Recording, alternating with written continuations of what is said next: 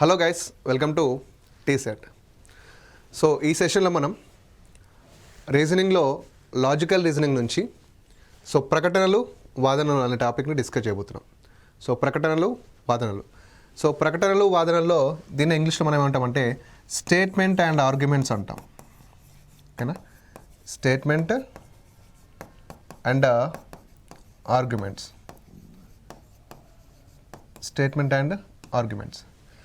Statements and arguments అంటే ఏంటి అంటే, ఒక స్టేట్మెంట్ ఇస్తాడు, దాని మీద ఆర్గ్యుమెంట్స్ కూడా ఇస్తాడు. అంటే ఒక స్టేట్మెంట్, ఒక ప్రకటన ఇచ్చాడు అనుకోండి. ఓకే, ఒక ప్రకటన ఇచ్చినప్పుడు దాని మీద కొన్ని ఆర్గ్యుమెంట్స్ ఇస్తాడు. ఆర్గ్యుమెంట్స్ కూడా ఎప్పుడు కూడా మనకి ఎలా ఉంటాయంటే, ఓకేనా, ఒకటి ఎస్ అని ఉంటుంది, ఒకటి నో అనే ఆర్గ్యుమెంట్ కూడా ఉంటుంది. ఓకేనా? ఎస్ అనే ఆర్గ్యుమెంట్ ఉంటుంది, నో అనే ఆర్గ్యుమెంట్ ఉంటుంది. ఇక్కడ మీరు గమనించాల్సింది ఏంటంటే, చాలామంది ఏం చేస్తారంటే ఎస్ అనే ఆర్గ్యుమెంట్ రైట్ అయింది కాబట్టి నో అనే ఆర్గ్యుమెంట్ తప్పు అవుతుంది అనుకుంటారు, లేదా నో అనే ఆర్గ్యుమెంట్ రైట్ అయింది కాబట్టి ఎస్ అనే ఆర్గ్యుమెంట్ తప్పైంది అనుకుంటారు. ఓకే, ఇక్కడ రెండు రైట్ అయ్యే ఛాన్సెస్ ఉన్నాయి, రెండు రాంగ్ అయ్యే ఛాన్సెస్ ఉన్నాయి. రెండిట్లలో ఏదో ఒకటి రైట్ అయ్యే ఛాన్స్ కూడా ఉంటుంది. ఓకేనా? అంటే నేనేమంటున్నా అంటే, ఎస్ అనే ఆర్గ్యుమెంట్ రైట్ అయింది కదా అని నో అనే ఆర్గ్యుమెంట్ తప్పు కాదు, నో అనే ఆర్గ్యుమెంట్ తప్పైంది కదా అని ఎస్ అనే ఆర్గ్యుమెంట్ తప్పు రైట్ కాదు. ఓకేనా? అంటే ఇప్పుడు సింపుల్గా ఒక ఎగ్జాంపుల్ చెప్పాలంటే ఇప్పుడు మామూలుగా నేను ఎందుకు ఇది చెప్తున్నానంటే, ఇప్పుడు సింపుల్గా ఒక స్టేట్మెంట్ ఇచ్చాడు అనుకోండి. నేను మామూలుగా చెప్తున్నా, మీరు వినండి. స్టేట్మెంట్ ఏమిస్తారంటే, ప్రభుత్వ ఉచిత పథకాల గురించి ఇచ్చాడు అనుకోండి. ప్రభుత్వ ఉచిత పథకాల గురించి ఒకటి ఇచ్చాడు, ఒక ఆర్గ్యుమెంట్ ఇచ్చాడు అనుకోండి. ఏంటి అంటే, సరే స్టేట్మెంట్ ఏమి ఇచ్చాడంటే, నిరుద్యోగ భృతి గురించి డిస్కస్ చేస్తాడు. నిరుద్యోగ భృతి అంటే స్టూడెంట్స్కి నిరుద్యోగ భృతిని ఇవ్వాలి అని ఒకటి డిస్కస్ చేశాడు. నిరుద్యోగ భృతిని ఇవ్వాలని డిస్కస్ చేశాడు. అయితే ఆర్గ్యుమెంట్స్ ఏమంటుండంటే, ఎస్ వాళ్ళకది ఫినాన్షియల్గా, ఓకేనా, ఎస్ వాళ్ళకది ఫినాన్షియల్గా సహాయపడుతుంది అని ఒకటి ఇచ్చాడు. నో, అది వాళ్ళల్లో కాంపిటీషన్ని తగ్గిస్తుంది, అంటే కాంపిటేటివ్ స్పిరిట్ని తగ్గిస్తుందని ఇచ్చాడు. ఓకేనా?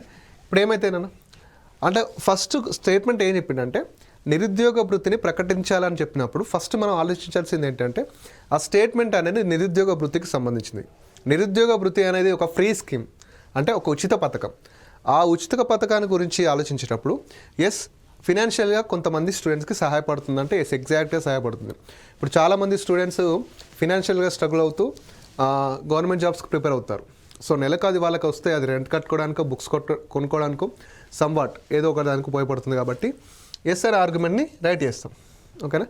ఇక్కడ ఏం చేస్తారు, ఎస్ అనే ఆర్గ్యుమెంట్ రైట్ చేసినాం కాబట్టి నో అనే ఆర్గ్యుమెంట్ రాంగ్ అనుకుంటారు. మళ్ళీ అలా కాదండి. ఇప్పుడు దీన్ని ఎస్ అనే ఆర్గ్యుమెంట్ని నువ్వు రైట్ చేసినావు కదా, దీన్ని మనసులో నుంచి తీసేయక నో అనే ఆర్గ్యుమెంటే కావాలి. నో అనే ఆర్గ్యుమెంట్నే ఆలోచించాలి. నో, ఇది కాంపిటేటివ్ స్పిరిట్ని తగ్గిస్తుంది. అంటే కొంతమంది స్టూడెంట్స్ ఎలా ఉంటారంటే, ఎస్ డబ్బులు వస్తున్నాయి కదా అన్నట్టు ఒక ఆ మాయలో పడి వాళ్ళు చదవడం తగ్గిస్తూ ఉంటారు. ఓకేనా? ఇది కూడా ఏమవుతుందంటే రైట్ అవుతుంది. సో ఎప్పుడైనా కానీ ఒక ఉచిత పథకానికి సంబంధించి ఎప్పుడైనా కానీ ఇక్కడ పాయింట్ ఏంటంటే, ఎప్పుడైనా కానీ ఒక గవర్నమెంట్ ఫ్రీ స్కీమ్కి సంబంధించి పాజిటివ్స్ ఉంటాయి అండ్ నెగిటివ్స్ ఉంటాయి. నెగిటివ్స్ ఉంటాయి. ఇప్పుడు సింపుల్గా చెప్పాలంటే, సో రైతు బంధు ఉంది అనుకోండి, ఎగ్జాంపుల్గా చెప్తున్నాను. రైతు బంధు ఉంది. రైతు బంధు కొంతమంది రైతులకు ఉపయోగపడుతుంది. ఓకేనా? అంటే సహాయంగా, అంటే చిన్న ఇప్పుడు ఒక ఎకరం నుంచి 4 ఎకరాల వాళ్ళకు ఫినాన్షియల్గా కొంచెం అది ఉపయోగపడుతుంది. బట్ 10 నుంచి ఎక్కువ ఉన్నవానికి అవసరం లేదు కదా. ఓకేనా? అంటే ఇప్పుడు ఈ రైతు బంధు అంటే మీరు స్టేట్మెంట్లలో ప్రతి ఒక్క దాన్ని మనం క్షుణ్ణంగా పరిశీలించాలి. అంటే రైతు బంధు అనేది ఫస్ట్ ఏంటి, ఒక ఫ్రీ స్కీమ్. ఎప్పుడైనా కానీ ఒక గవర్నమెంట్ ఫ్రీ స్కీమ్కి పాజిటివ్ ఉంటుంది, నెగిటివ్ ఉంటుంది. 100% పాజిటివ్ ఉండదు, 100% నెగిటివ్ ఉండదు. పాజిటివ్ అండ్ నెగిటివ్ రెండు ఉంటాయి. ఇప్పుడు ఫ్రీ బస్, అందులో కూడా మనకు పాజిటివ్స్ ఉంటాయి, నెగిటివ్ ఉంటాయి. అంటే స్టేట్మెంట్ని చూసేటప్పుడు మీరు స్టేట్మెంట్ చూసేటప్పుడు దాన్ని పిన్ పాయింట్ తీసుకోవాలి. అది ఏంటిది, ఫస్ట్ నిరుద్యోగ భృతి ఏంటిది, ఉచిత పథకం అంటే ఖచ్చితంగా పాజిటివ్ ఆర్గ్యుమెంట్ కరెక్ట్ అవుతుంది, నెగిటివ్ ఆర్గ్యుమెంట్ కరెక్ట్ అవుతుంది. సో ఆ విధంగా అనమాట. అంటే ఈ విధంగా స్టేట్మెంట్ని మనం ఆలోచించాలి. ఇంకా స్టేట్మెంట్స్ని ఇంకా ఆర్గ్యుమెంట్స్లో మనం కొన్నిటిని మనం ఓకేనా ఆర్గ్యుమెంట్లో కొన్నిటిని ఏ విధంగా చేయాలంటే ఇప్పుడు అంటే ఆలోచించి థాట్ ప్రాసెస్ ఏ విధంగా ఉండాలంటే మనకి అవుట్ ఆఫ్ ది లా ఎప్పుడు ఉండకూడదండి. ఓకేనా థాట్ ప్రాసెస్ ఎప్పుడు అవుట్ ఆఫ్ ది లా ఎప్పుడు ఉండకూడదు. అంటే మనం ఎలా ఉండాలంటే మన బిహేవియర్, మన ఆలోచన, వ్యక్తిత్వం ఏ విధంగా ఉన్నా, ఎంత క్రూరంగా ఉన్నా కానీ ఇక్కడ మాత్రం నీతి నిజాయితీగా దేశానికి సంబంధించినటువంటి విషయాలతో చాలా సున్నితంగా స్పందిస్తూ ఉండాలి. అంటే చాలా మంచి వాళ్ళకి యాక్ట్ చేయాలి. ఇక్కడ నువ్వెంత అంటే నీ బిహేవియర్ ఎంత హార్డ్గా ఉన్నా మంచిదే, కానీ నువ్వు ఇక్కడ మంచివాడివి, మంచి చేయాలి, లంచం తీసుకోకూడదు. ఓకేనా ఆ విధంగా నువ్వు ఉంటే ఆర్గ్యుమెంట్స్ అనేవి కరెక్ట్ అవుతూ ఉంటాయి. అంటే అలాంటి ఆర్గ్యుమెంట్స్ని కరెక్ట్ చేయాలి. అంటే దేశానికి సంబంధించినటువంటి ఎలాంటి పాజిటివ్ అయినా కానీ, దేశానికి సంబంధించినటువంటి ఎలా పాజిటివ్ ఆర్గ్యుమెంట్ అయినా కరెక్ట్ అవుతుంది, డిపెండ్స్ ఆన్ ద స్టేట్మెంట్. దేశాన్ని విమర్శించేటటువంటి ఎలాంటి నెగిటివ్ అయినా కానీ రాంగే ఖచ్చితంగా. ఓకేనా దేశం గురించి మాట్లాడినప్పుడు, చిన్నపిల్లల లా గురించి మాట్లాడినప్పుడు, ఆడవాళ్ళ గురించి మాట్లాడినప్పుడు ఇక్కడ మనకి ఎప్పుడు కూడా నెగిటివ్ ఆర్గ్యుమెంట్స్ అనేవి ఆల్మోస్ట్ రాంగ్ అవుతాయండి. ఓకేనా అంటే చాలా పాజిటివ్గా దేశానికి సంబంధించి, చిన్నపిల్లలకు సంబంధించి, మహిళలకు సంబంధించి వీటన్నిటి విషయాల్లో మనం పాజిటివ్గా ఉండాల్సిన అవసరం ఉంటుంది ఇక్కడ. ఓకేనా సో ఇదన్నమాట. సో ఒక ఉచిత పథకం వచ్చినప్పుడు ఏ విధంగా ఆలోచించామో ఇలా నేను చెప్పినటువంటి పిన్ పాయింట్స్ కూడా అదే విధంగా ఆలోచించాలి. ఓకేనా ఒకసారి క్వశ్చన్లోకి వెళ్తే ఫస్ట్ క్వశ్చన్ అన్న ప్రకటన, మన దేశం పొరుగు దేశానికి ఉచిత ఆహారం ఇవ్వాలా. ఇప్పుడు ఇక్కడ మన దేశం పొరుగు దేశానికి ఉచిత ఆహారం ఇవ్వాలి. నీకు ఇక్కడ ఏమర్థమవుతుంది, ఇలా ప్రకటన ఈ విధంగా ఇవ్వడం వల్ల అంటే మన దేశం ఇంకొక దేశానికి సాయం చేయడం అనేది మంచిదా కాదా? ఎస్ మంచిదే కదా. సో వాదన చూస్తే ఫస్ట్ ఆర్గ్యుమెంట్స్, అవును పొరుగు దేశం ప్రకృతి వైపరీత్యాల కారణంగా తీవ్రంగా ప్రభావితం అవుతుంది. ఇలాంటి సందర్భంలో మన దేశం ఇతర దేశాలకు హెల్ప్ చేస్తే మన దేశానికి వచ్చే పేరు, కీర్తి ప్రతిష్టలు చాలా పెరుగుతాయి. అంటే స్టేట్మెంట్ ఆధారంగా మనం ఇచ్చేటటువంటి ఈ ఫస్ట్ వాదన అనేది ఏమవుతుందంటే కరెక్ట్ అవుతుంది. ఓకేనా నెక్స్ట్, పొరుగు దేశం ఎప్పుడు మన శత్రువు, చాలా నెగిటివ్ కదా. పొరుగు దేశం ఎప్పుడు మన శత్రువు. ఇక్కడ పొరుగు దేశం ఆపదలో ఉన్నా సరే మనం సహాయం చేయాల్సి ఉంటుంది. సో ఎలాంటి శత్రువు అయినా సరే కొన్ని ఇబ్బందులు పడ్డప్పుడు మనం హెల్ప్ చేస్తూ ఉంటాం కదా. సో పొరుగు దేశం మన శత్రువు అనేది ఏమవుతుందంటే రాంగ్ అవుతుంది. పొరుగు దేశం మన శత్రువు అనేది ఏమవుతుంది, రాంగ్ అవుతుంది. సో ఇక్కడ మనకి ఓన్లీ వన్ ఆర్గ్యుమెంట్ అనేది కరెక్ట్ అవుతుంది. Only one argument, only one follow అని పెడితే అయిపోతుంది. Only one follow. Okay next ప్రకటన, దేశవ్యాప్తంగా బాలికలందరికీ కరాటాని నేర్పించాలా. ఓకేనా సో దేశవ్యాప్తంగా బాలికలందరికీ కరాటాని నేర్పించాలని అడుగుతున్న ప్రకటన. సో ఫస్ట్ వాదన, ఎస్ అవును ఇది ఆత్మరక్షణ విషయంలో, ఓకేనా సెల్ఫ్ డిఫెన్స్, ఇది ఆత్మరక్షణ విషయంలో ఎంతగానో తోడ్పడుతుంది. ఎస్ మహిళలకి కరాటా నేర్చుకోవడం వల్ల సెల్ఫ్ డిఫెన్స్, ఎక్కడైనా వారు ఏమైనా ఇబ్బందులో ఉన్నప్పుడు కానీ, సో మహిళలపై జరిగే అకృత్యాలు మనం చూస్తూనే ఉన్నాం. అలాంటి సమయంలో వాళ్ళకి సెల్ఫ్ డిఫెన్స్ అంటే కరాటే లాంటివి నేర్పించామనుకోండి, వాళ్ళు తప్పించుకోవడానికి చాలా ఛాన్సెస్ ఉంటాయి. కాబట్టి సో ఫస్ట్ అంటే చెప్పాను కదా, మహిళలకు సంబంధించి కానీ చిన్నపిల్లలకు సంబంధించి కానీ ఓకేనా ఇలాంటి పాజిటివ్ ఆర్గ్యుమెంట్స్ వచ్చినప్పుడు ఖచ్చితంగా మనకు కరెక్ట్ అవుతూ ఉంటాయి. నెక్స్ట్, కాదు అలా చేస్తే వారి సుకుమారత్వం దెబ్బతింటుంది. చూడండి ఎలాంటి నెగిటివ్ కామెంట్, ఎలాంటి నెగిటివ్ ఆర్గ్యుమెంట్. సో ఇది ఖచ్చితంగా రాంగే, 100% రాంగే. సో ఇక్కడ మనకు మళ్ళీ only one argument is right, only one follow, only one follow. Next ప్రకటన, పాఠశాలలో 5వ తరగతి వరకు గల విద్యార్థులకి సంవత్సరాంత పరీక్షల నుండి మినహాయింపు ఇవ్వాలా అంటున్నాడు. ఫస్ట్ వాదన, అవును దీని వలన పేరెంట్స్పై భారం తగ్గుతుంది. సో పేరెంట్స్పై భారం తగ్గుతుందా దీనివలన? 5 సంవత్సరాలు చదివేటటువంటి 5వ తరగతి చదివేటటువంటి పిల్లగాడు ఎగ్జామ్స్ రాయకపోతే పేరెంట్స్పై భారం తగ్గుతుందంట.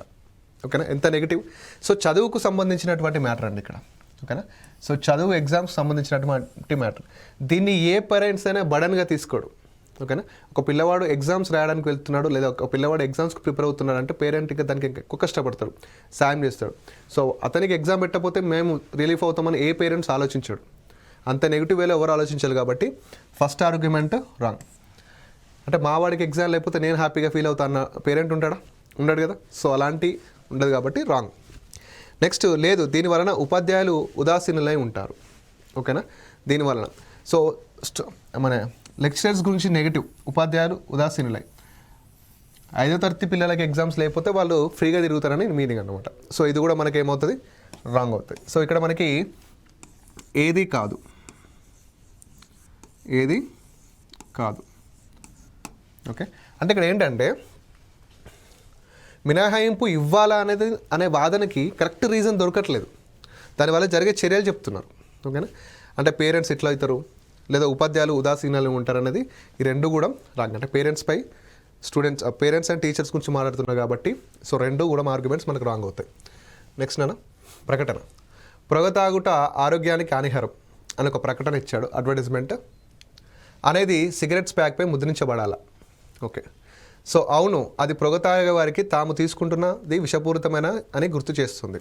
ఓకేనా, సో ఎగ్జాక్ట్లీ ఫస్ట్ది కరెక్టేనండి. ఎందుకంటే సో పొగ తాగటం హానికర విషయం. ఒక హానికరమైన విషయాన్ని ప్రజల్లోకి వదిలేటప్పుడు దాని వల్ల జరిగేటటువంటి నష్టాన్ని కూడా చూపించే వదులుతారు. ఇప్పుడు సిగరెట్ తాగేటప్పుడు కానీ, సో మందు తాగేటప్పుడు కానీ, ఇవన్నీ కూడా ఇది తీసుకోవడం వల్ల నీకు ఇది జరుగుతుంది రా భయ అని మంచి అడ్వర్టైజ్మెంట్లోనే పెట్టిస్తాడు. దాని ద్వారా కొంతమంది మారే ఛాన్స్ ఉంటుంది. ఖచ్చితంగా పెట్టాలి, అది రూల్. ఓకేనా, సో అవును ఇది విషపూరితమని వాళ్ళకి గుర్తు చేస్తూ ఉంటుంది. ఫస్ట్ మాత్రం కరెక్ట్. నెక్స్ట్ కాదు, అది పొగ తాగుటలో ఆనందాన్ని పోగొడతాడట. అది చేసేది ఏమన్నా మంచి పైన ఆనందపడడానికి. సో పొగ తాగుటలో ఆనందాన్ని పోగొడతాడట.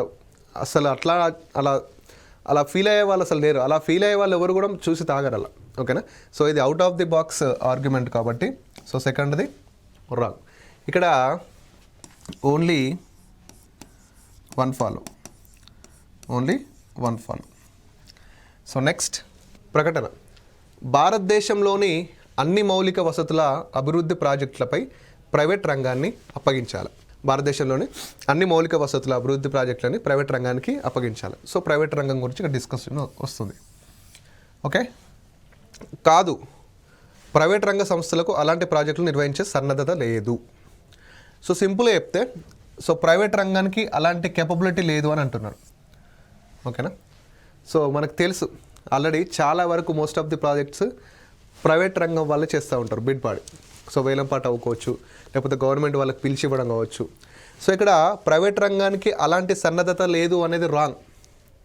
ప్రైవేట్ రంగం అనేది చాలా పెద్ద శక్తి ఎకానమీలో. ఓకేనా, సో అలా మాట్లాడడం తప్పు కాబట్టి ఇది రాంగ్. నెక్స్ట్, ఇటువంటి ప్రాజెక్టులను అభివృద్ధి దేశాలలో ప్రైవేట్ రంగం నిర్వహిస్తుంది. ఎటువంటి ప్రాజెక్టులను? అన్ని మౌలిక వసతులకు సంబంధించినటువంటి ప్రాజెక్టులను అభివృద్ధి దేశాల్లో ప్రైవేట్ రంగమే నిర్వహిస్తుంది అంటున్నారు. సో ఇది కూడా మీదటి రాంగ్ అవుతుంది. ఓకేనా, ఇటువంటి ప్రాజెక్టులు అభివృద్ధి చెందే దేశాల్లో ప్రైవేట్ రంగం నిర్వహిస్తున్నారు. కొన్ని ప్రాజెక్టులను గవర్నమెంట్ కూడా నిర్వహిస్తుంది. అన్ని దేశాలలో ఓన్లీ ప్రైవేట్ రంగమే నిర్వహిస్తుంది అనేది కూడా రాంగ్. అంటే అన్ని అభివృద్ధి చెందిన దేశాలలో ఓన్లీ ప్రైవేట్ రంగం నిర్వహిస్తుంది అనేది కూడా రాంగ్. సో ఇక్కడ రెండు రాంగ్, ఏది కాదు. అంటే ప్రైవేట్ రంగానికి నిర్వహించే సత్తు ఉన్నది నాన్న, నేను అందులో తప్పనట్లేదు. ప్రైవేట్ రంగానికి నిర్వహించే సత్తు ఉన్నది, నేను అందులో తప్పనట్లేదు. బట్ అన్ని అభివృద్ధి చెందిన దేశాలలో ప్రైవేట్ రంగమే నిర్వహిస్తుంది అనేది తప్పు. ఎందుకంటే కొన్ని ప్రాజెక్ట్ని గవర్నమెంట్ కూడా చేస్తుంది కాబట్టి. Okay, right. నెక్స్ట్ ప్రకటన. వెస్టి కుటుంబాలు ఉమ్మడి కుటుంబాల కంటే ఉత్తమమైనవా అంటున్నాడు. వెస్టి అంటే చిన్న కుటుంబాలు, చిన్న కుటుంబాలు. సో ఓన్లీ 2 కపుల్స్ మాత్రమే ఉండేటటువంటి కుటుంబాలు. సో వాదన లేదు, ఉమ్మడి కుటుంబాలు అధిక భద్రతను కల్పిస్తాయి. ఓకేనా, ఇక్కడ చిన్న కుటుంబాలకి ఉమ్మడి కుటుంబాలకు సంబంధించినటువంటి డిస్కషన్ వస్తుంది. ఓకేనా, సో ఇక్కడ ఉమ్మడి కుటుంబాలు అధిక భద్రతను కల్పిస్తాయి అంటే ఎస్, ఎందుకంటే చాలా మెంబర్స్ చాలా ఉంటారు కాబట్టి ఉమ్మడి కుటుంబాలలో అవన్నీ బాండింగ్ అనేది ఎక్కువ ఉంటుంది కాబట్టి ఏదైనా సమస్య వచ్చినప్పుడు కానీ, ఏదైనా ఫినాన్షియల్గా కావచ్చు, ఫిజికల్లీ కావచ్చు, what ever it may be. Okay, అలాంటివి వచ్చినప్పుడు వాళ్ళు ఖచ్చితంగా మనకు తోడుగా ఉంటారు. అంటే భద్రత అనేది ఖచ్చితంగా ఉంటుంది ఉమ్మడి ఫ్యామిలీస్లో. సో దీన్ని నేను అగ్రీ చేస్తాను. నెక్స్ట్, అవును, వెస్టి కుటుంబాలు అధిక స్వేచ్ఛను కల్పిస్తాయి. ఓకేనా, సో ఇక్కడ నెక్స్ట్ చిన్న కుటుంబాలు అధిక స్వేచ్ఛను కల్పిస్తాయి అంటే ఎస్, ఇది కూడా కరెక్టే అండి. చిన్న కుటుంబాలలో ఎవరు ఉంటారు? ఉంటే కప్పులు ఇద్దరే ఉంటారు. సో అక్కడ స్వేచ్ఛ అనేది ఎక్కువ ఉంటుంది. అంటే నువ్వు తీసుకునే డిసిషన్ని అడగడానికి, అంటే నువ్వు తీసుకున్న డిసిషన్ని ఓకే చేయడానికి ఒక్కరో ఇద్దరు తప్ప ఉమ్మడి కుటుంబాల్లో ఒక 10-15 మంది ఉన్నారు. ఇప్పుడు ఉమ్మడి కుటుంబాలు అయిందనుకోండి, నువ్వు ఒక టూర్కి పోవాలనుకో, ఇక్కడ అధిక భద్రత అనేది ఉంటుంది ఖచ్చితంగా, నేను కాదనట్లేదు. స్వేచ్ఛ విషయానికి వస్తే ఉమ్మడి కుటుంబం కంటే చిన్న కుటుంబంలోనే ఎక్కువ ఉంటుంది. సపోజ్ నువ్వు ఒక టూర్ పోవాలనుకో, నీకు తాత కాడి నుంచి మొదలు పెడితే మామ వరకు ఒప్పుకోవాలి ఉమ్మడి కుటుంబాలు అయితే. అదే చిన్న కుటుంబం అయిందనుకో, సో మీ డాడీ కానీ మీ మమ్మీ ఇద్దరు ఒప్పుకుంటే సరిపోతుంది. సో ఇక్కడ సెకండ్ది కూడా కరెక్టే. ఇక్కడ బోత్ రెండు follow, both two follow. Okay, ఒకవేళ ఇలా ఉందనుకో, లేదు ఉమ్మడి కుటుంబంలో స్వేచ్ఛ ఎక్కువ ఉంటుంది అనుకో, రాంగ్ అవుతుంది. ఉమ్మడి కుటుంబంలో స్వేచ్ఛ ఎక్కువ ఉంటుంది అంటే రాంగ్ అవుతుంది. ఇక్కడ అవును చిన్న కుటుంబాలలో భద్రత ఎక్కువ ఉంటుందన్న రాంగ్ అవుతుంది. చూడండి, పాయింట్స్ని బట్టి మనం ఆర్గ్యుమెంట్స్ని కరెక్ట్ చేయాలి. ఓకే, నెక్స్ట్ ప్రకటన. కొన్నిసార్లు కానిస్టేబుల్ లంచాలు తీసుకోవచ్చా? సో వాదనలు, అవును వారి జీతాలు చాలా తక్కువ, కాదు వారు ఎప్పటికీ నిజాయితీగా చేయాలి. సో మనం ఇక్కడ పాపమని, అవును వాళ్ళ జీతాలు తక్కువ ఉన్నాయి కదా, వాళ్ళ జీతాలు తక్కువ ఉన్నాయి కదా, తీసుకుంటే తప్పేంటి అని అనుకుంటే మాత్రం రాంగ్ అవుతుంది. ఇక్కడ మనం ఎలా ఉండాలి, నీతిగా నిజాయితీగా ఉండాల్సిన అవసరం ఉంటుంది. సో కొన్నిసార్లు కానిస్టేబుల్ లంచాలంటే ఇది, సో లంచాలనే నెగిటివ్. ఓకేనా, అది సమాజానికి చాలా ఆపోజిట్ చేసేటటువంటి పని. సో అలాంటి నెగిటివ్ దాన్ని మనం ఏం చేయాలంటే అస్సలు అలౌ చేయకూడదు. అవును వారి జీతాలు చాలా తక్కువ అంటే, తక్కువ అయితే ఏంటి లంచం తీసుకోమని చెప్తున్నాడు ఎవరైనా? లేదు కదా. సో రైట్, ఫస్ట్ది రాంగ్. నెక్స్ట్, కాదు వారు ఎప్పటికీ నిజాయితీగా పనిచేయాలి. ఎస్ ఎగ్జాక్ట్లీ, వారు ఎప్పుడు కూడా నిజాయితీగా పనిచేయాలి. సో ఇక్కడ only two follow, only two follow. Next ప్రకటన. గ్రామీణ తెలంగాణలో చిన్న తరహా పరిశ్రమలను ప్రోత్సహించవలన. సో వెరీ పాజిటివ్ అండి. అంటే మన చిన్నటువంటి పల్లెటూర్లలో చిన్న తరహా పరిశ్రమలని, స్మాల్ ఇండస్ట్రీని ప్రోత్సహించాలంటారు. ఎస్ అవును, గ్రామీణ ప్రజలు సర్వజనశీలురు. అంటే తెలిసినటువంటి, అంటే ఏదైనా నేర్చుకునే, సర్వజనశీలు అంటే ఏదైనా నేర్చుకోవడానికి కుతూహలం చూపెట్టే వాళ్ళు కావచ్చు, లేదా టాలెంటెడ్ పీపుల్స్ కావచ్చు, ఇలాంటి ఒక పాజిటివ్. ఎస్ గ్రామీణ ప్రజలు సర్వజనశీలురు. రైట్, ఫస్ట్ది కరెక్ట్. ఎస్ నెక్స్ట్, అవును ఈ ప్రక్రియ కొంత వరకు నిరుద్యోగ సమస్యను తగ్గిస్తుంది. అంటే రెండుసార్లు అవును ఈ ప్రక్రియ కొంతవరకు నిరుద్యోగ సమస్యని తగ్గిస్తుంది. అవును అనుకో, ఇది కూడా కరెక్ట్. ఎందుకంటే సో ఇలా గ్రామాలలో చిన్న చిన్న పరిశ్రమలు పెట్టడం వల్ల అదేమవుతుంది అంటే, సో అక్కడ ఉండేటటువంటి కొంతమంది యువకులు అక్కడే వర్క్ చేయడం స్టార్ట్ చేస్తారు. సో దీని ద్వారా ఏమవుతుందంటే కొంచెం నిరుద్యోగ సమస్య అనేది తగ్గుతుంది. ఇక్కడ చూడండి మళ్ళీ ఏమన్నాడంటే కొంతవరకే అన్నాడు. సో ఏదైనా సమ్ ఇచ్చినప్పుడు నో ఇష్యూస్. అవును ఈ ప్రక్రియ మొత్తం నిరుద్యోగ సమస్యను తగ్గిస్తుందంటే రాంగ్ అవుతుంది. మళ్ళీ ఓన్లీ ఇలా పెట్టడం వల్లే మొత్తం నిరుద్యోగ సమస్య తీరుతుందంటే అది రాంగ్. కొంతవరకు అన్నాడు కాబట్టి రైట్ అవుతుంది. ఓకేనా, రైట్. సో ఇక్కడ బోత్ ఫాలో, ఇక్కడ both follow.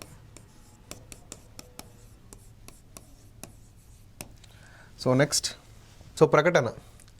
Hyderabad outer ring రోడ్ను ప్రాణాంతర ప్రమాదాల కారణంగా మూసివేయబడనా అన్నాడు. సో వాదన ఏంటి అంటే, అవును ప్రజలు రక్షణ దృష్ట్యా మూసివేయాలి. మీరు ఇక్కడ పాపమని ఇట్లా వేయద్దు. హైదరాబాద్ ఔటర్ రింగ్ రోడ్ మీద ప్రమాదాలు అవుతున్నాయండి. ప్రమాదాలు అయితే ఏం చేయాలి, దాన్ని మూసేయాలా? అసలు ఔటర్ రింగ్ రోడ్ వల్ల ఎంత ట్రాఫిక్ సమస్య తగ్గుతాయి మనకు సిటీలలో. అసలు ఆ పాయింట్ ఆఫ్ వ్యూలో మాత్రమే ఔటర్ రింగ్ రోడ్ని బిల్డ్ చేయడం జరిగింది. ఎస్, సో ఇది ప్రజల రక్షణ దృష్ట్యా మూసివేయాలంటే చాలా వరకు రాంగ్. అలా చేస్తే ఇంకా ఎక్కువ ప్రమాదం జరిగే ఛాన్స్ ఉంటుంది. ఇంకా హెవీ వెహికల్స్ లోపలికి, అంటే సిటీ లోపలికి రావడం, ప్రజలు ఇబ్బంది పడడం జరుగుతుంది. సో ఫస్ట్ అయితే రాంగ్ అవుతుంది. నెక్స్ట్ సెకండ్ది, కాదు తగినటువంటి రక్షణాత్మక చర్యలను తీసుకోవాలి. ఎస్, ఇది ఫస్ట్ ప్లాన్. అంటే స్పీడ్ తగ్గియడం కావచ్చు, కొన్ని వార్నింగ్ జోన్స్ పెట్టడం కావచ్చు, ఇవన్నిటి ద్వారా మనకు ఔటర్ రింగ్ రోడ్ అనేది సేఫ్గా ఉంటుంది. ఓకే, దాన్ని మూసేయడం ద్వారా సేఫ్గా ఉండదండి. దాన్ని మూసేస్తే ఇంకా చాలా ఇబ్బంది. దాన్ని మూసేస్తే ఇంకా చాలా వెహికల్స్ సిటీ లోపలికి వస్తాయి. దాని ద్వారా ఇంకెక్కువ ప్రమాదం, అంటే కాలుష్యం కానీ, యాక్సిడెంట్స్ కానీ, ట్రాఫిక్ సమస్య కానీ, ఇన్ని ప్రమాదాలు ఉంటాయి. సో దాన్ని మూసివేయకుండా అక్కడ జరిగేటువంటి ప్రమాదానికి నివారణ చర్యలు చూపెట్టాలి. అదేంటి, తగిన రక్షణాత్మక చర్యలను చూపెట్టాలి. సో సెకండ్ది రైట్. సో ఇక్కడ ఓన్లీ టూ ఫాలో అండి, only two follow. Next, so ప్రకటన. ఇసుక తవ్వకాలు నిలిపివేయాలా? ఓకేనా, ఇసుక తవ్వకాలు ఎస్ అవును పర్యావరణాన్ని రక్షించడానికి నిలిపివేయాలి. ఓకేనా, సో ఇసుక తవ్వకాలను నిలిపివేయాలంటే ఎస్ అవును, అంటే పర్యావరణం కొంతవరకు నష్టమవుతుంది కాబట్టి, సో ఇదంతా స్ట్రాంగ్ ఆర్గ్యుమెంట్ కాకపోయినా కానీ పర్యావరణం విషయం వచ్చింది కాబట్టి ఎస్ నిలిపివేయాలని చెప్తాం. నెక్స్ట్, లేదు నిర్మాణ రంగాన్ని ఆపివేయలేం. ఎస్, ఇక్కడ ఏంటంటే ఇసుక తవ్వకాలను నిలిపివేయాలంటే ఇదేంటి, పర్యావరణానికి సంబంధించినటువంటి ఇష్యూ కాబట్టి సో అవును నిలిపివేయాలని చెప్తాం. ఓకేనా, లేదు నిర్మాణ రంగాన్ని ఆపివేయలేం. ఎస్, ఇక్కడ ఏంటంటే నిర్మాణ రంగం అంటే తెలుసుగా మనకి, కన్స్ట్రక్ట్ అంటే బిల్డింగ్స్, బ్రిడ్జెస్ ఇవన్నీ కట్టడం. వితౌట్ ఇసుకతోని మనం ఎలా బిల్డ్ చేయగలుగుతాం? ఓకేనా, వితౌట్ ఇసుక లేనిది మనం ఆ రంగాన్ని, అంటే వితౌట్ ఇసుక లేనిది మనం ఒక గోడ కూడా కట్టలేం కదా. సో ఖచ్చితంగా నువ్వు ఇసుక లేకపోయింది అనుకో, నిర్మాణ రంగం మొత్తం డమాల్ అయిపోద్ది. సో దాన్ని మనం ఆపివేయలేం, అది మనకు ఖచ్చితంగా కావాలి కాబట్టి. సో సెకండ్ది కూడా కరెక్టే. ఇసుక తవ్వకాలను నిలిపివేయాలనేది ప్రకటన వరకు ఇసుక తవ్వకాలను తగ్గివ్వాలి. ఓకేనా, ఒక కన్స్ట్రక్టివ్ వేలో, అంటే లిమిట్ వేలో చేస్తే బెటర్ అవుతుంది. ఓకేనా, అంటే ఇక్కడ ఇసుక తవ్వకాలు నిలిపేయాలంటే పర్యావరణం పరంగా ఆలోచిస్తే ఖచ్చితంగా నిలిపేయాలనిపిస్తుంది. బట్ ఇంకో వేలో ఏంటంటే ఇసుక తవ్వలు ఆపేసారు అనుకో, మరి బ్రిడ్జెస్ కానీ ఇవన్నీ కానీ ఎట్లా మరి, అవి లేకపోతే ప్రజలు ఇబ్బందులు పడతారు కదా. సో అందుకే అవును అని ఆయన కాదు అని అనే రెండు పాజిటివ్ నెగిటివ్ని రైట్ చేశాం. సో ఇక్కడ బోత్ ఫాలో, ఓకే, రెండు ఫాలో అవుతుంది. నెక్స్ట్, అత్యవసర సేవలో సమ్మెలను నిలిపివేయాలా? ఎస్, అవును, ఎందుకంటే సమ్మెలు సాధారణ జనజీవనాన్ని ఆటంకపరుస్తున్నాయి. ఎస్, ఎమర్జెన్సీ టైంలో స్ట్రైక్స్ అనేవి వద్దని చెప్తున్నాడు. అవును కదా, ఎమర్జెన్సీ స్ట్రైక్లో ఇప్పుడు హాస్పిటల్ ఉందనుకోండి, ఓకేనా, వాళ్ళు ఖచ్చితంగా ఏమన్నా ఒక ఫీవరల్ జోర్ అయినప్పుడు, అంటే ఒక ఈ మంత్లో ఎక్కువ జ్వరాలు వస్తున్నప్పుడు కానీ, ఈ మంత్లో ఈ సమస్య వస్తున్నప్పుడు కానీ, అప్పుడు వాళ్ళు స్ట్రైక్ చేసారు అనుకోండి, అలాంటి ఎమర్జెన్సీ సిచ్యువేషన్లో స్ట్రైక్ చేసారు అనుకోండి, అప్పుడు ఎంత ఇబ్బంది పడుతుంది.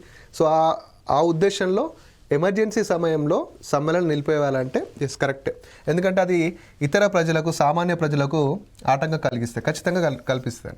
సో ఫస్ట్ ఇప్పుడు పండగ సీజన్ అండి.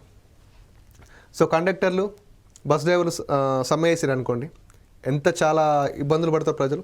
సో అలా అన్నమాట. సో అలా ఆ విధంగా ఇది ఖచ్చితంగా సామాన్య జనాలను ఇబ్బంది పెడుతుంది. నెక్స్ట్, కాదు, ఎందుకంటే సమ్మెలు చేయడం ప్రజాస్వామ్య హక్కు. సో ఇది కూడా ఒక రైటే. ఓకేనా, సమ్మె ప్రజలు చేయాలి ఖచ్చితంగా. ఓకేనా, ఇది ఒక ప్రజాస్వామ్య హక్కు అంటే ఎస్. ఇక్కడ కూడా చూడండి, ఏంటి ప్రజాస్వామ్య హక్కు అంటే మామూలుగా లా అంటే మామూలుగా ఆర్టికల్స్ ఉంటాయి కదా మామూలుగా. సో హక్కులకు కానీ స్వేచ్ఛకు సంబంధించినటువంటి విషయాలు వచ్చినప్పుడు మనం దాన్ని ఖచ్చితంగా కరెక్ట్ చేస్తాం. ఓకేనా, హక్కులకు సంబంధించి, స్వేచ్ఛలకు సంబంధించి విషయాలు వచ్చినప్పుడు ఖచ్చితంగా మనం, అంటే మనకు రాజ్యాంగం కల్పించినటువంటి ఏ హక్కు కానీ, రాజ్యాంగం కల్పించినట్టు ఏ స్వేచ్ఛనైనా సరే వాళ్ళు ఆర్గ్యుమెంట్స్లో ఇస్తామని దాన్ని కరెక్ట్ చేస్తాం. దాన్ని మనం మార్చలేం కదా, ఎందుకంటే అది రాజ్యాంగంలో ఉంటుంది కాబట్టి. So second correct. రెండు కరెక్టే అండి. అత్యవసర సేవల సమ్మెలు నిలిపివేయాలంటే అవును నిలిపివేయాలి, ఎందుకంటే ప్రజలు ఇబ్బంది పడతారు. మళ్ళీ ఇంకోటి ఆలోచిస్తే సమ్మెలు ఖచ్చితంగా వాళ్ళు ఇవ్వాలి, ఎందుకంటే వాళ్ళ ప్రజాస్వామ్య హక్కు. సో దేని దారి దాందే. మీరు రెండింటిని కలిపి వస్తే ఆగమవుతారు, కన్ఫ్యూజ్ అవుతారు. దేని దారి దాందే కాబట్టి so both follow. So next, so 12th question అండి. ప్రకటన, ఉన్నత విద్యాభ్యాసం కోసం కొంతకాలం పాటు పూర్తిగా తీసివేయాలా అంటున్నాడు. అంటే హైయర్ ఎడ్యుకేషన్ కొంతకాలం పాటు ఆపాలా అంటున్నాడు. లేదు, ఇది దేశం యొక్క భవిష్యత్తుకు, పురోగతికి ఆటంకం కలిగిస్తుంది. ఎస్, ఫస్ట్ది కరెక్టేనండి. ఎందుకంటే సో హైయర్ ఎడ్యుకేషన్ అలా ఆపేస్తే పిల్లలు చాలా వరకు వాళ్ళ యొక్క చదువుని కానీ, వాళ్ళ యొక్క టైంని కానీ కోల్పోతారు కాబట్టి ఫస్ట్ది రైట్. నెక్స్ట్, అవును, దీనివలన విద్యావంతులైన నిరుద్యోగుల సంఖ్య తగ్గుతుందంట. ఓకేనా, సో నిరుద్యోగుల సంఖ్య తగ్గాలంటే ఖచ్చితంగా ఏం చేయాలి? జాబ్ని జనరేట్ చేయాలి. పబ్లిక్లో కానీ, ప్రైవేట్ సెక్టార్లలో కానీ నోటిఫికేషన్స్ ఇచ్చి వాళ్ళ యొక్క సంఖ్యను తగ్గేయాలి తప్ప చదువును ఆపేయకూడదు. సో ఇదేమవుతుంది? ఇది రాంగ్ అవుతుంది. సో ఇక్కడ కేవలం ఒకటి మాత్రమే. ఓకే, నెక్స్ట్ అండి. ప్రకటన, ఎయిర్లైన్స్ మాదిరిగానే రైల్వే సేవలను ప్రైవేట్ కంపెనీల నుండి పొందే విధంగా వారికి అవకాశం ఇవ్వాలా? సో ఆల్రెడీ రైల్వేలో ప్రైవేటీకరణ నడుస్తుంది మనకి. ఓకేనా, సో అవును, రైల్వే సేవలు మెరుగుపడతాయి. ఓకేనా, so compare to government. So private వాళ్ళకి ఇస్తే సో వాళ్ళు ఖచ్చితంగా ఛార్జ్ చేస్తారు. నేను దానిలో కాదనట్లేదు, ఛార్జీల గురించి ఇక్కడ ఏం మాట్లాడట్లేదు. ఛార్జ్ మాత్రం ఖచ్చితంగా చేస్తారు. బట్ ఇక్కడ ఛార్జెస్ కూడా ఎక్కడ ఆర్గ్యుమెంట్లో చెప్తలేరు. బట్ సేవలు మాత్రం ఖచ్చితంగా బాగానే ఉంటాయి, ఎందుకంటే ద ఛార్జ్డ్ ఖచ్చితంగా మనకి ఎక్కువ ఛార్జ్ చేస్తారు, సేవలు కూడా అదేవిధంగా ఇస్తారు. నెక్స్ట్, లేదు, ప్రైవేట్ ఆపరేటర్లకు దీన్ని నిర్వహించడానికి తగినంత వనరులు లేవు. సో నేను ఇందాక చెప్పాను కదా, ప్రైవేట్ రంగం అనేది చాలా పెద్ద రంగం అండి, వాళ్ళు ఏదైనా చేయగలుగుతారు. ఓకేనా, ఇండియన్ ఎకానమీలో చాలా పెద్ద పార్ట్ వాళ్ళది. సో ప్రైవేట్ ఆపరేటర్లు దీన్ని నిర్వహించడానికి తగినంత వనరులు లేవంటే ఇది రాంగ్ అవుతుంది. ఇక్కడ కేవలం ఒకటి మాత్రమే. అంటే ప్రైవేట్ రంగం విషయం ఏంటంటే, ప్రైవేట్ రంగం ఛార్జ్ చేస్తుంది, ఛార్జ్తో పాటు సేవలు కూడా చేస్తుంది. ఇప్పుడు గవర్నమెంట్ హాస్పిటల్కి ప్రైవేట్ హాస్పిటల్కి చాలా డిఫరెంట్ ఉంటుంది. గవర్నమెంట్ హాస్పిటల్ అన్నీ దొరకవు, అదే ప్రైవేట్ హాస్పిటల్లో వాట్ ఎవర్ ఇట్ మేబీ అన్నీ అవైలబుల్గా ఉంటాయి, బట్ అంత ఛార్జ్ చేస్తారు కూడా. సో అలా అన్నమాట. సో నెక్స్ట్, ప్రకటన, విదేశాల్లో పనిచేస్తున్న భారతీయులు శాస్త్రవేత్తలందరినీ తిరిగి మన దేశానికి రప్పించాలా? అవును, వారి ఆవిష్కరణలు గౌరవ సత్కారాలు వంటి అన్నిటినీ వదిలివేసి మొదటగా మాతృభూమికి సేవలు అందించాలి. ఓకేనా, ఇది కొంచెం కన్నింగ్గా ఉంటుందండి ఆర్గ్యుమెంట్. ఓకేనా, సో ఇదేమవుతుంది, రాంగ్ అవుతుంది. నెక్స్ట్, లేదు మనకు తగినంత ప్రతిభ ఉన్నది, వారు ఎక్కడ ఉండాలని కోరుకుంటారో అక్కడ ఉండవాలి. సో ఇది కూడా ఏంటి, ఇది కరెక్ట్. సో స్వేచ్ఛకు సంబంధించినటువంటి విషయం ఇండియాలో. సో మనకు ప్రతిభ ఉంది, ఎవరు ఎక్కడ ఉండాలనుకుంటారో వారు అక్కడ ఉంటే సరిపోతుంది. సో ఇక్కడ ఓన్లీ 2 మాత్రమే. అంటే ఇక్కడ స్వేచ్ఛకి సంబంధించినటువంటి విషయానికి వస్తే వారు ఖచ్చితంగా నువ్వు ఎక్కడ నుండు నువ్వు ఇండియాకి ఖచ్చితంగా సేవ్ అయ్యాలనేది ఒక అంటే మనం వాళ్ళని ఇబ్బంది పెట్టినట్టయితే, వాళ్ళ స్వేచ్ఛకి ఇబ్బంది పెట్టినట్టు అవుతుంది. సో చెప్పిన కదా, రాజ్యాంగ పరంగా ఎవరి స్వేచ్ఛకైనా ఇబ్బంది పెట్టేటటువంటి ఆర్గ్యుమెంట్స్ అనేవి ఖచ్చితంగా రాంగ్ అవుతాయి.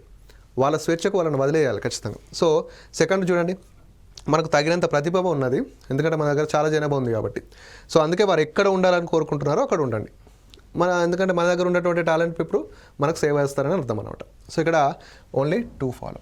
ఓకేనా, so this is all about statement and arguments అండి. సో మనం స్టార్టింగ్ ఏదైతే డిస్కస్ చేసామో వాటి అన్నిటికి సంబంధించినటువంటి మోడల్ క్వశ్చన్స్ ఇవన్నీ కూడా ప్రీవియస్ ఎగ్జామ్లో అడిగినటువంటివి కొన్ని అప్డేటెడ్ క్వశ్చన్స్ అన్ని మీకు అందించడం జరిగింది. So this is all about statements and arguments అండి, అంటే ప్రకటనలకి వాదనలకు సంబంధించినటువంటి టోటల్ సెషన్. సో మనం స్టార్టింగ్లో ఏ పాయింట్స్ అయితే డిస్కస్ చేశానో వాటి మీదనే క్వశ్చన్ ఫ్రేమింగ్ కూడా అదే జరిగింది. అంటే ప్రీవియస్ ఎగ్జామ్స్లో కానీ అప్డేట్ క్వశ్చన్స్లో యాడ్ చేసి ఈ సెషన్ని నిర్వహించడం జరిగింది. సో నెక్స్ట్ సెషన్లో మరొక టాపిక్తో మీ ముందు ఉంటాను. Thank you.